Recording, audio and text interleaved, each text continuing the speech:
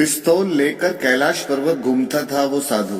Border पर चीन की जासूसी करने वाले स्वामी की कहानी। भारत का गुप्तचर साधु। जासूसों की जिंदगी बड़ी अलग होती है। देश के लिए वे जान पर भी खेल जाते हैं, लेकिन उनका नाम किसी को नहीं पता चलता। भारत की आजादी के बाद चीन पाक कर रहे थे बॉर्डर पर साजिश। एक साधु ने हिमालय से की थी जासूसी, सरकार को किया था अलर्ट।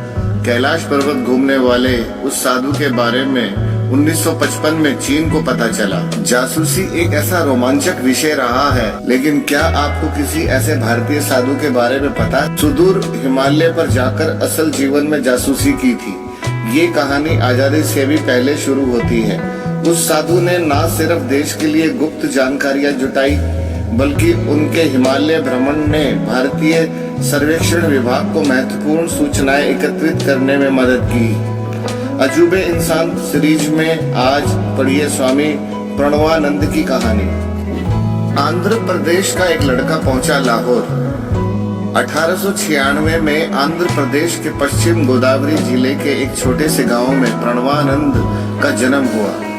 तब उनका नाम कनकदंडी वेंकट सोमायोजुलु था रखा। स्वामी ज्ञानानंद की प्रेरणा से उन्हें हिमालय के बारे में जानकारी हुई। स्वामी ज्ञानानंद को उस दौर के भारत के प्रमुख परमाणु भौतिक शास्त्रियों में से एक माना जाता था। यही है कि केवीएस के जीवन में एक नया मोड़ आया। ऋषिकेश में उन्हें नया नाम मिला और ब्रह्मचारी प्रणवानंद कहलाए।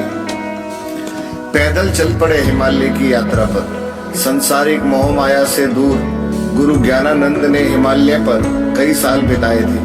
उनके नक्शे कदम पर चलते हुए प्रणवानंद ने पैदल यात्रा शुरू कर दी। वे सबसे पहले कश्मीर के रास्ते कैलाश मानसरोवर के लिए निकले। रास्ते में कुछ दूरी का सफर उन्होंने घोड़े पर तय किया। वह साल 1928 था।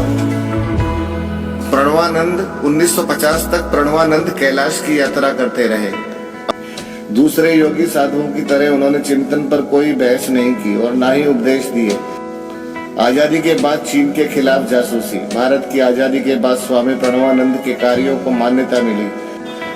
वे 1950 से 1954 के दौरान लगातार कैलाश मानसरोवर पर यात्रा करते रहे।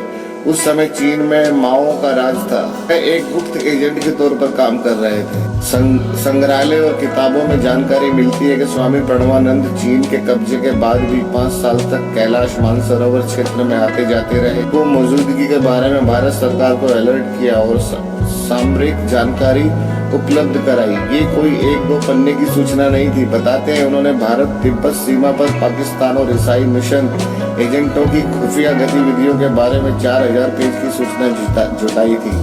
ये एजेंट पश्चिमी देशों से जुड़े थे।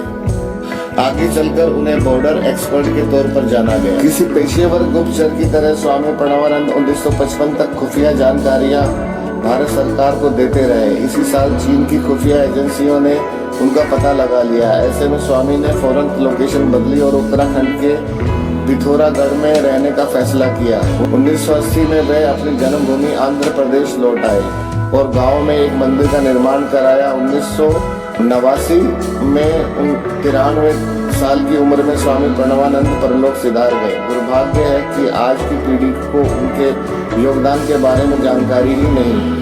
उन्हें किताबों में भी कम जगह मिली। हिमालय की कंदराओं में घूमने वाले वह साधु वास्तव में वैज्ञानिक, लेखक, वन्य जीव संरक्षक, पर्यावरण प्रेमी तो थे ही। उन्होंने चीन बॉर्डर पर गुप्तचर के रूप में देश को बहुमूल्य जानकारियां दी। जब भी देश के जासूसों की कहानियां लिखी जाएंगी तो उनका नाम गर्व के साथ लिया जाएगा। हर हर महादेव।